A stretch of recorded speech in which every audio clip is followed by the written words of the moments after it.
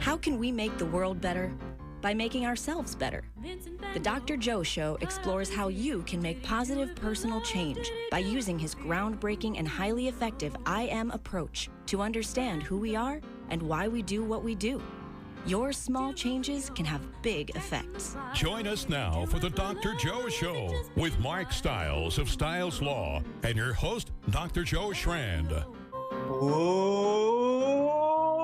welcome to the Dr. Joe Show.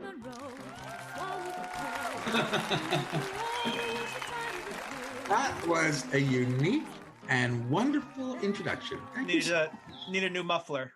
It's good. It's good though. It's like a lot of subtleties to that one.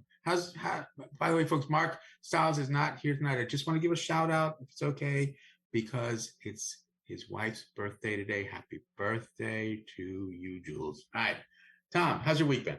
What's been going on? I can't complain, Dr. Joe. I'm in a very blessed position, looking at a lot of the challenges people in the medical world are having to go through right now. Whether it's nurses dealing with abusive patients, just a lot of horror stories, people dying of COVID, begging for the vaccine, just watching helplessly, or doctors having to deal with misinformation, or psychiatrists having their lives threatened. Yeah. What's going on? Why? What do you mean?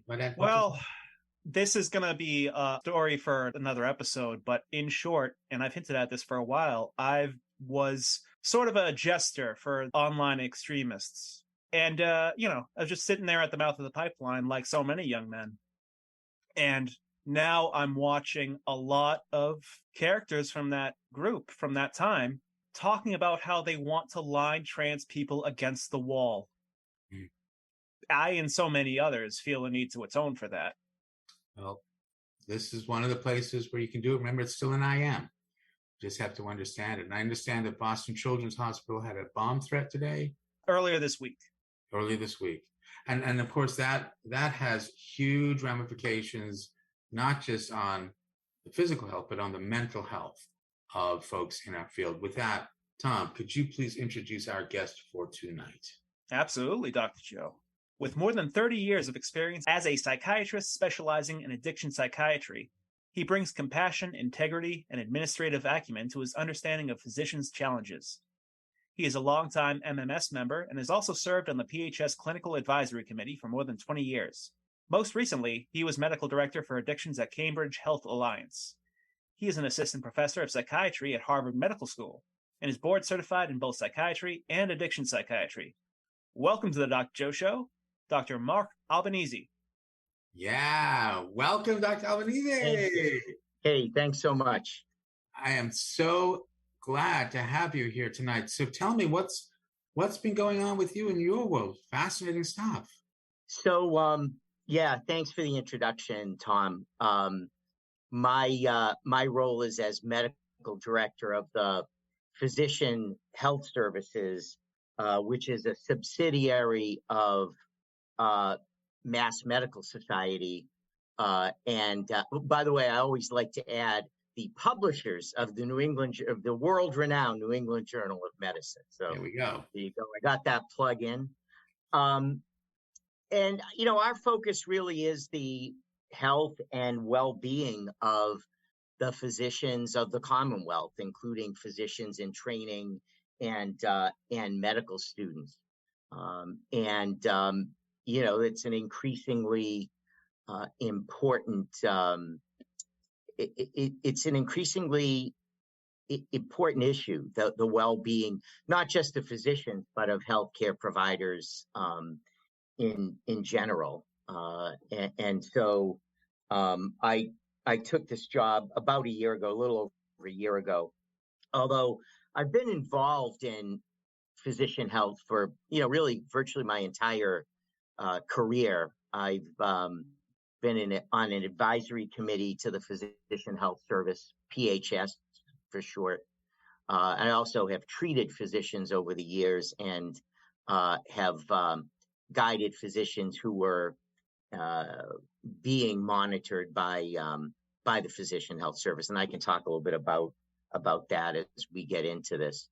But I think that as Tom mentioned, I'm an addiction psychiatrist, and so for the last 20 years, my life has been the increasingly deadly opioid epidemic.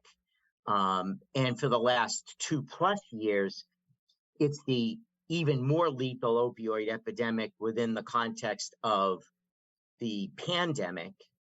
And yet, a year and a half or so ago, when I was trying to figure out, what I should be doing, with my life, I decided that the most challenging crisis in healthcare was the healthcare crisis of the healthcare providers. And so when I was offered the opportunity to do this job as medical director of PHS, I really felt like I had to say yes, that, to really kind of put my money where my mouth is, so to speak. That was what I should be doing. And so here I am. Oh, very grateful that you are. I mean, certainly COVID has exacerbated this need a lot. I mean, if we don't have healthy healthcare workers, who takes care of those others? So what is your role now as medical director? I guess there's the kind of, day-to-day in the trenches role. And then there's the kind of the step back and take the long view of, physician health role. Day-to-day, the way it works typically is a physician will either be referred to us or will self-refer. And typically the referral happens within the context of something just not being right. It could be anything from, somebody is just a little more irritable, not themselves in the workplace, or they're concerned that, I feel like I've been drinking maybe a little too much. And just, parenthetically, during COVID, alcohol consumption within the United States has clearly gone up. And I'm not saying that, that necessarily the prevalence of alcohol use disorder is worse, but consumption of alcohol has gone up. And certainly physicians and other healthcare providers have not been immune to that trend. So in any case, it could be somebody feels like, I think I'm drinking maybe a little more than I should, or, I know I'm burned out, but I think what I'm feeling is not just burnout. I don't know what depression is, but I feel like I may have it. So, people will get referred to us, self-refer, or come to us, and they'll be looking for help from us. Sometimes it's as simple as looking for some resources, like, hey, do you know where I could get, a therapist or a psychiatrist, or, maybe I could talk to somebody about my drinking. And sometimes it's really, more often, it's for a more kind of formalized assessment of, we in essence are doing what would seem like just kind of a clinical evaluation. Now, we're not in the position of actually being clinical. We're all clinicians who staff the PHS, but in our roles at PHS, it's not as direct care providers for the physicians who are referred to us. But we certainly will we'll make the initial, evaluation, and then go from there, maybe get a more in-depth evaluation or make recommendations around treatment. That's, and then a certain portion of the people that come to us end up being monitored by us over 2 or 3 years on a contract, basically, either a behavioral health or a substance use contract. or a combination of both. And, I could talk a little bit more about what that's about, but what I just described is kind of is just the snapshot of how it is that we get involved in people's lives, physicians' lives. The therapist must survive. So true. Thank you, Tom. It's true. The therapist must survive. And we spend so much time caring for others. Yeah. How are we meant to do that if we don't care for ourselves? Yeah. So, No, I mean, just to step back, we all have, I was going to say should have, but the reality is society has a vested interest, whether they acknowledge it or not, in the health of the healthcare workforce, right? Because we're all dependent on that workforce for our own health, right? In fact, one thing I should mention is, actually, Joe, you mentioned that, the COVID the pandemic has really exacerbated the stress and that healthcare providers have been under, the burnout. But implicit in your saying exacerbate is the statement that we had problems in healthcare predating COVID. right. And, what COVID did was accelerated the, it really uncovered more quickly than probably would have happened otherwise, the fault lines within healthcare, particularly the fault line in terms of how overwhelmed the workforce has been. Yeah. Yeah. I understand that even in the best of times that a lot of hospitals are understaffed by design. Do I have that right?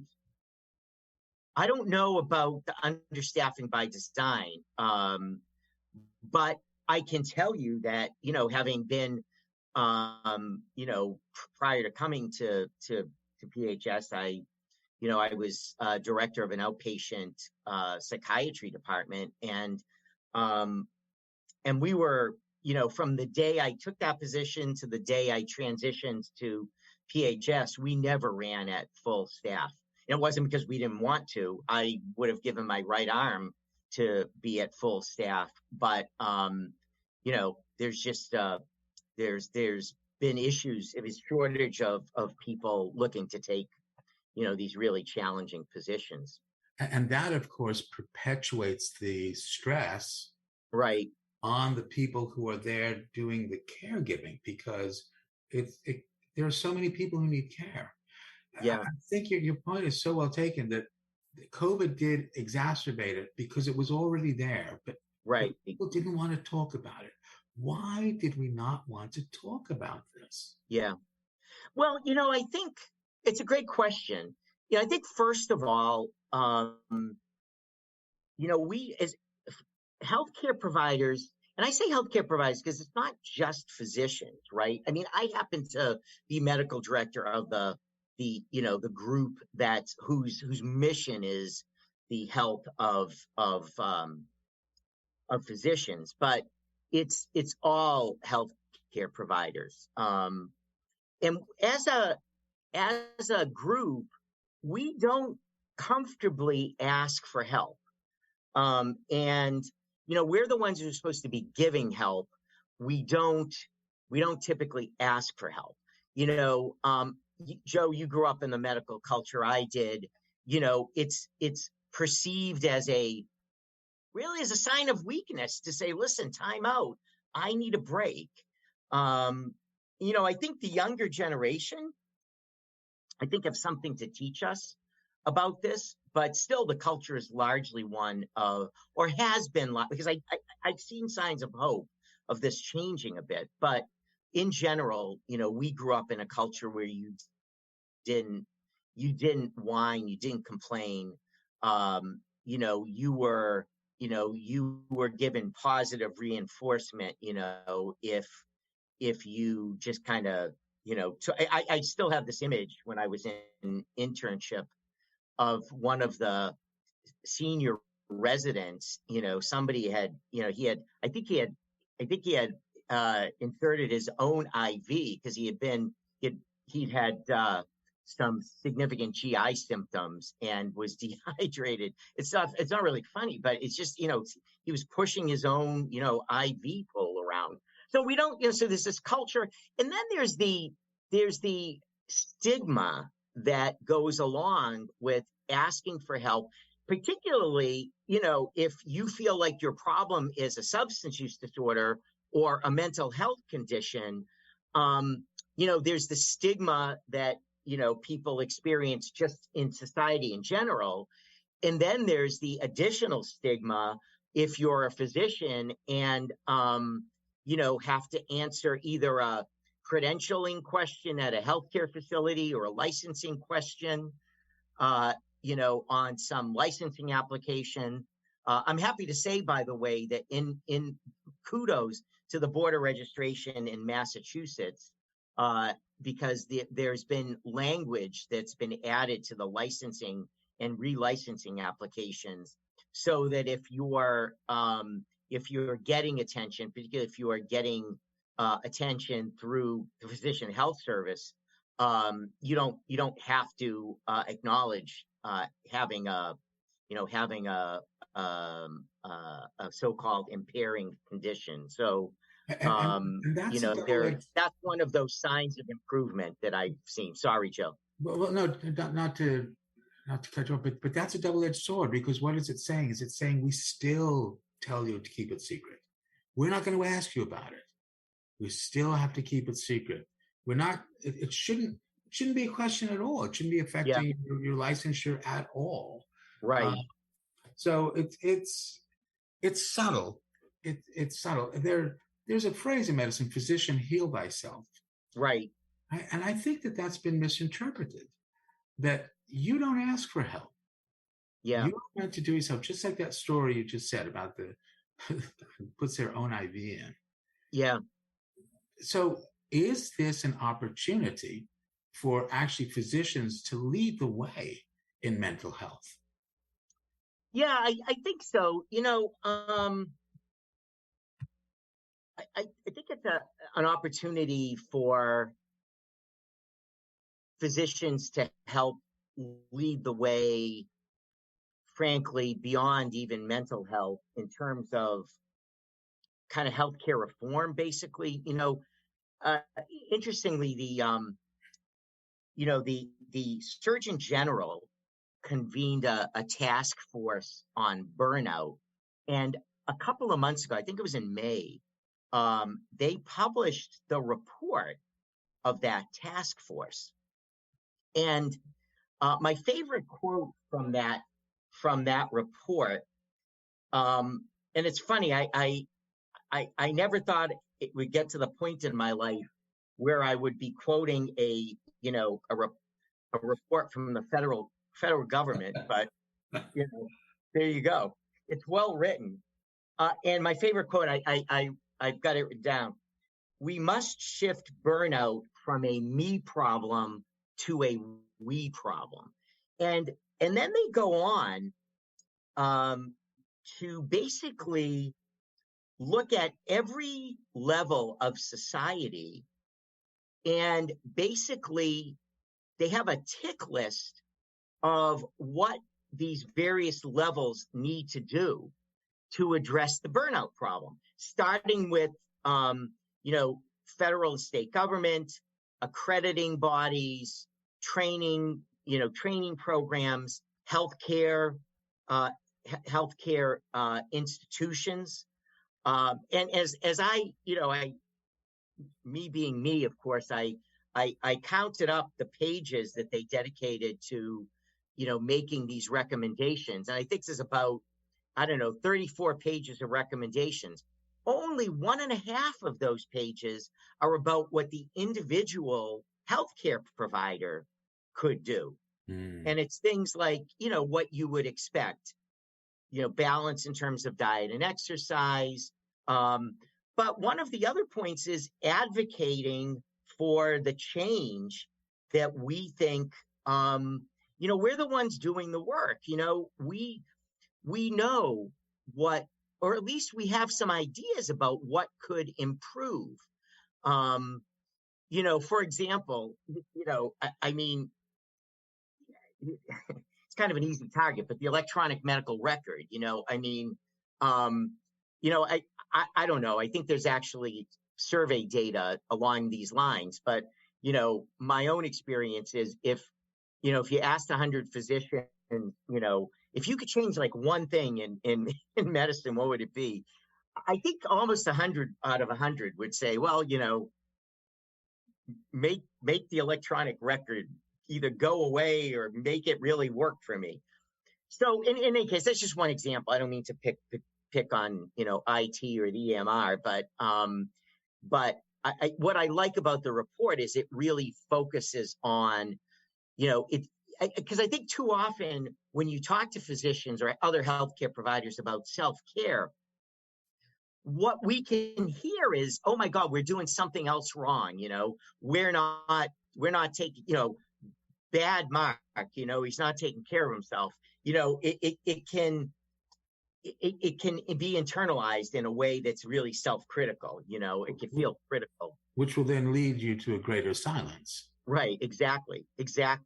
So that's why, I think, kind of turning it, shining the mirror out and saying, listen, we all own a piece of this. It's not a me problem per se solely.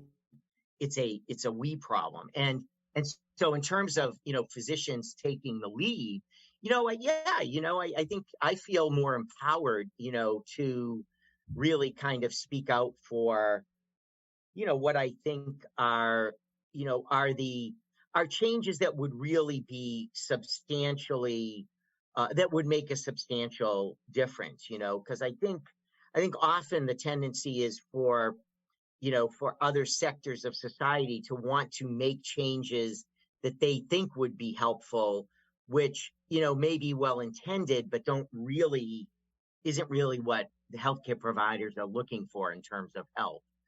As more than one person has said, could you tell them I don't need another yoga class and I don't need another reminder to do, meditation. I do that, I need prior authorizations to go away, that kind of thing. So in any case. I'm just curious, again, to go back to stigma. Yeah. Why do you think there was a stigma at all about mental health and substance use? Why are people so worried to talk about it?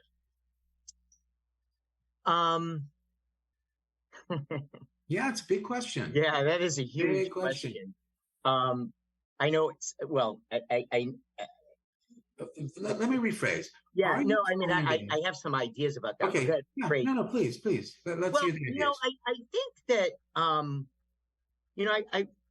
I wrote something a few years ago. I talked a little bit about the kind of the all or nothing streak that you find in, I think, American culture in general. And it's, you see it in exercise means, I don't know, like 2 hours of running or something a day. Well, no, I mean, when I say exercise, I mean, maybe 20 or 30 minutes of, brisk walking, I think there's this kind of extreme, and I think there's kind of still a puritanical streak in our culture. And so, this notion that one might be, kind of prisoner of some kind of, mental illness or of some, substance is just, it's evidence of, weakness, maybe moral imperfection.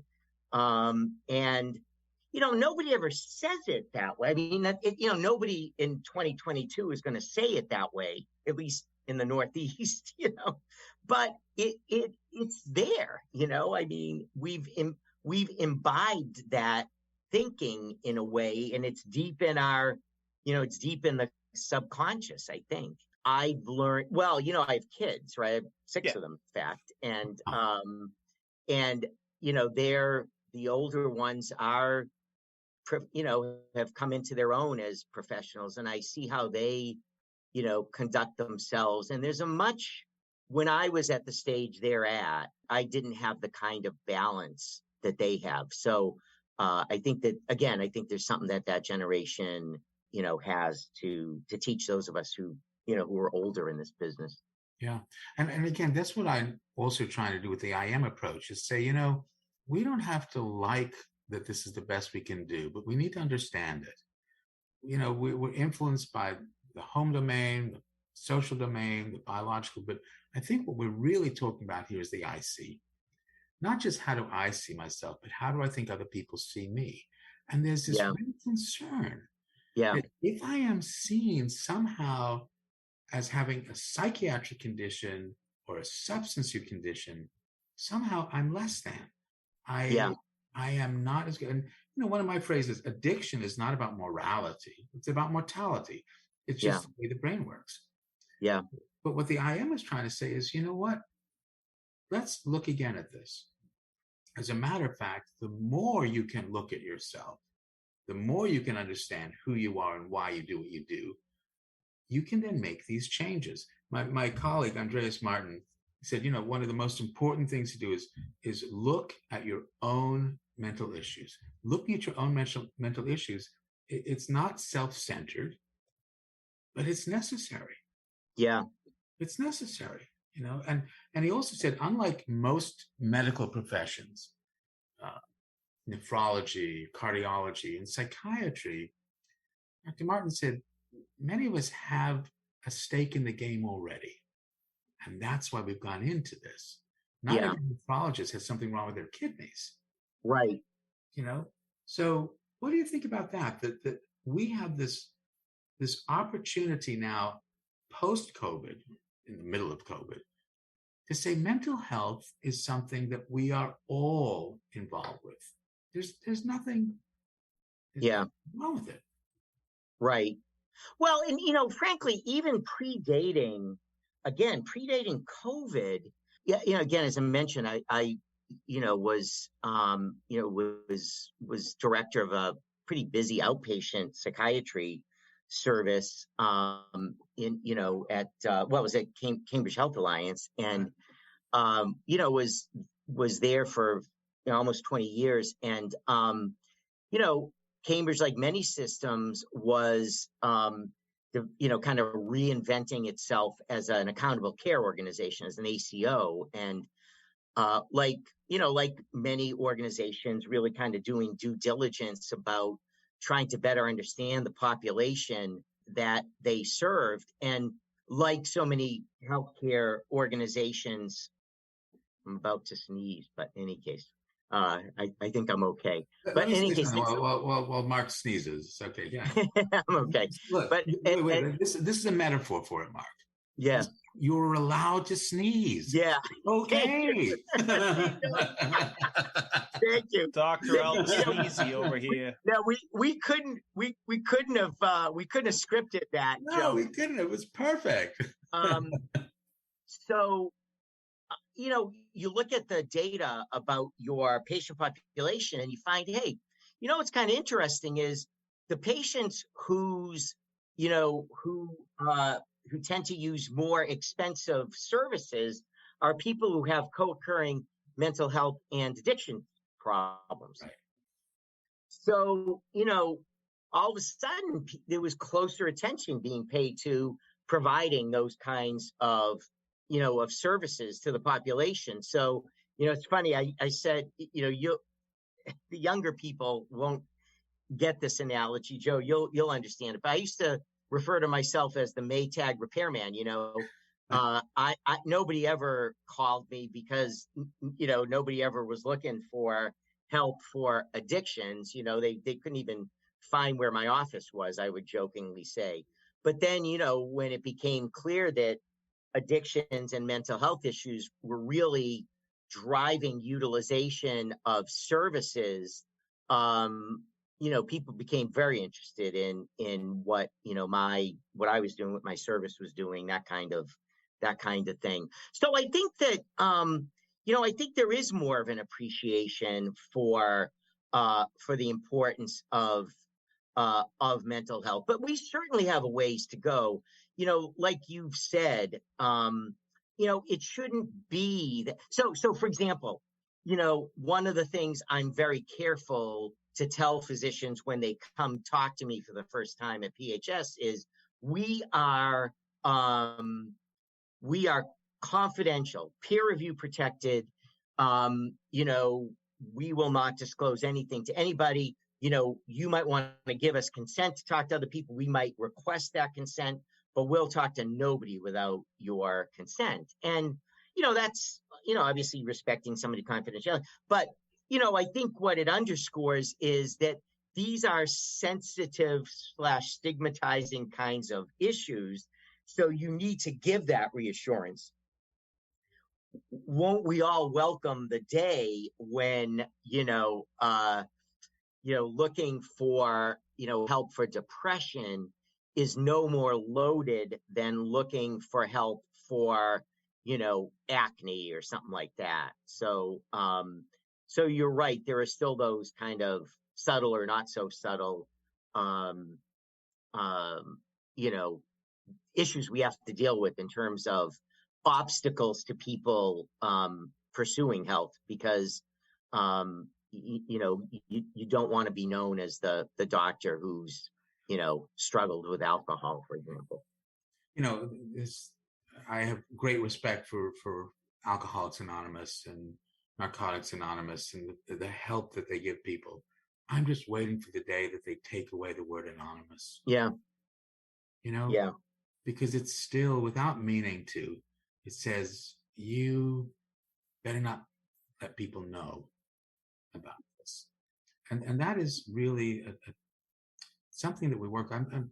I'm just curious, how many self-referrals do you get compared to people being referred to you? Yeah, it's a great question. It's about 40% self-referrals, 60%,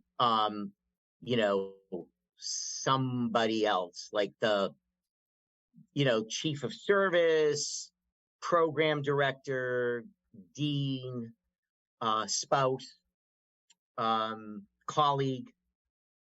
And I've skipped around in terms of describing the service, but it's I already mentioned confidential. It's voluntary. So, a physician might, involuntary is a tricky word because it is truly voluntary. Nobody can be forced to come talk to us, and nobody can be forced to be assessed by us or, take our recommendations. Off air, we were talking a little bit about the dedication of the mental health worker and the physicians and all of our healthcare providers.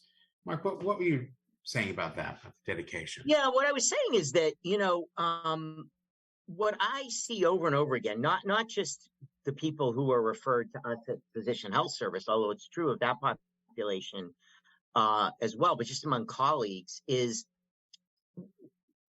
when physicians complain about anything, and it takes a lot to get somebody to complain in healthcare, it really goes back to feeling like we're not living up to some standard in terms of taking care of our patients. Yeah.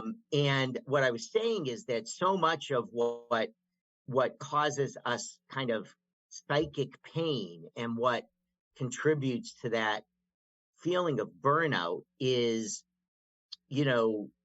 this kind of piling up day after day of feeling like, I haven't done. Now, again, we tend to set pretty high standards for ourselves, but, feeling like I just haven't, I haven't lived up to my own standard in terms of caring. Now, mind you, there haven't been patient complaints. Patients, love the physicians, but it's the internal, the pressure is coming internally.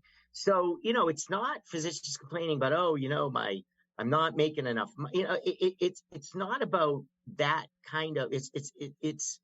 It goes back to feeling like I am not doing the best I can for my patients, and if only the system would give me X or give me Y or whatever. So yeah. Well, one of our first, oaths is do no harm. Do no harm, and that, I mean, that is part of our mission. Yeah, and it's part of our passion as right. well, is to help others. And so the idea of burnout is because we're trying so hard to care for others, and sometimes if we don't care for ourselves, how are we meant to then still be standing to take care of someone else? And I think that's why I'm so grateful for the work that you're doing, so we can send a message to physicians. It's okay. I could tell just my own personal experience recently. So earlier, well, I was gonna say early this month, but it's now September. So toward the end of August, my wife and I drove our youngest out to school in the Midwest. So we drove out and we drove back, and for the first time since pre-COVID, I didn't check email because this was technically vacation. I didn't check email, and I went through this process, which was, hey, you know what? My title is medical director of the Physician Health Service, right? I'm in the position of reminding physicians to, take care of themselves. So what kind of hypocrite would I be if, I go on what we're calling a vacation, and I'm pulling out my laptop at the hotel room, checking email, instead of, I don't know, going for a walk around this town we're in with my wife and daughter. So in any case, how hard was that for you? Yeah. Oh, great point, Joe. And it took a lot of energy to have this laptop with me and use it only to do Google searches for sites that we should be seeing, in Cincinnati, Ohio, which is one of the stops we made. So yeah, it was to see the little envelope at the bottom telling me that there was unread mail. It took a lot of energy to not just, kind of casually click on that. And so, and guess what?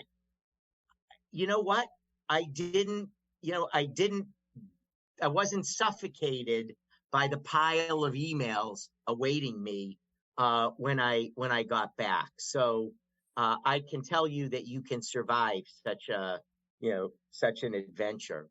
And as Tom says, the second rule, the therapist must survive, but the first one is never worry alone. So when you're a medical director and you have a team of people that are working with you, it's okay to let them take on that responsibility. But that's very important. Team's very important. And one of the, I mentioned that in the Surgeon General report, that there were let me find it. So there were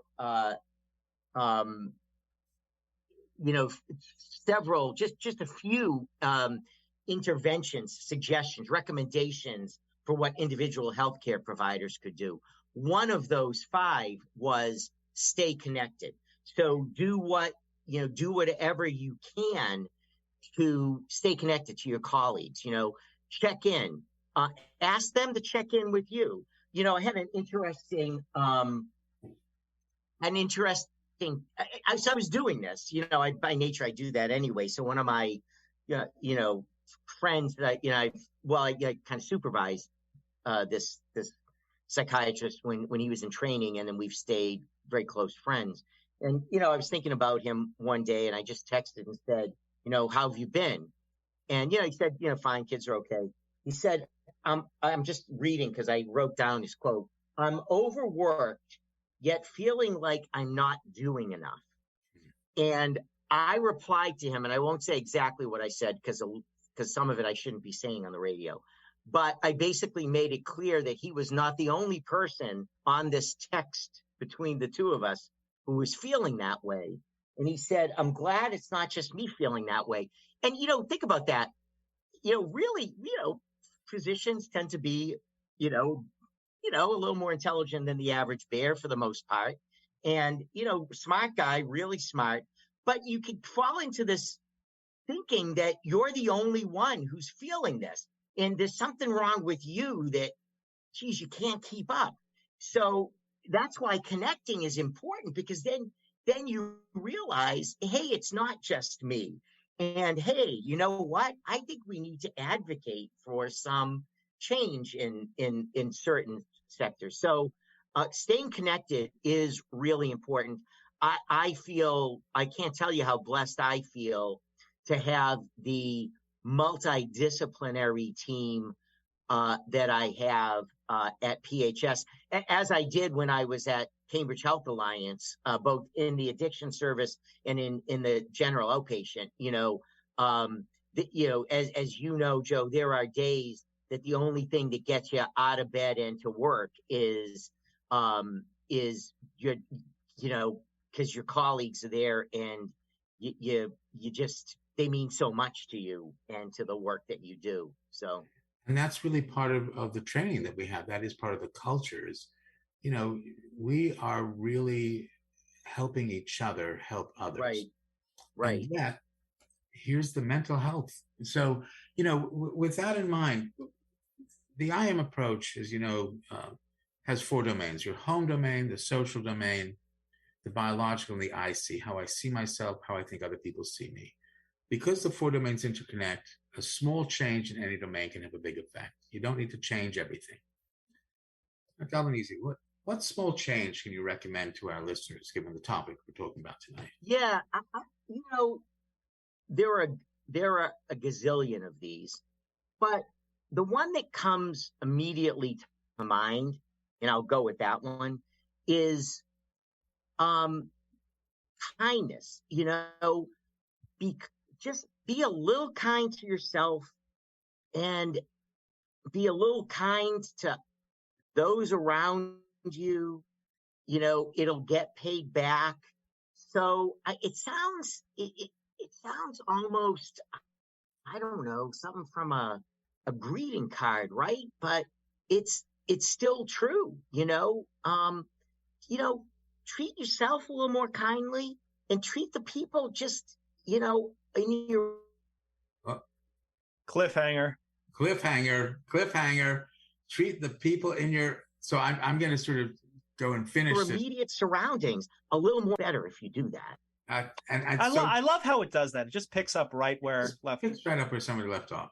But I agree, because that kindness, that affects the IC domain, the biological domain of somebody else. So great suggestion. The other part about the IM is everybody's interested in what you think or feel about them. And it has an effect on your brain, but it just feels different when you feel respected or disrespected. Right. So small changes can have big effects is the first rule, but the second truth, you control no one, you influence everyone. You get to choose the kind of influence you want to be. Dr. Mark Albanese, what kind of influence do you want to be? You got 1 minute. I personally feel like I want to be an influence for compassion. And, I hope to be able to, practice that in a way that will influence other people to be a little bit more compassionate. I think that's wonderful. Folks, I hope you can all understand this. Take care of your mental health so you can take care of others, but you control no one. You influence everyone. You get to choose. Dr. Albanese, thank you so much for being here tonight on the Dr. Joe Show. It's been great, Joe. Thanks so much for the invitation. We'll see you all next week. Bye, Tom. Bye, Larry. Good to meet you, Tom.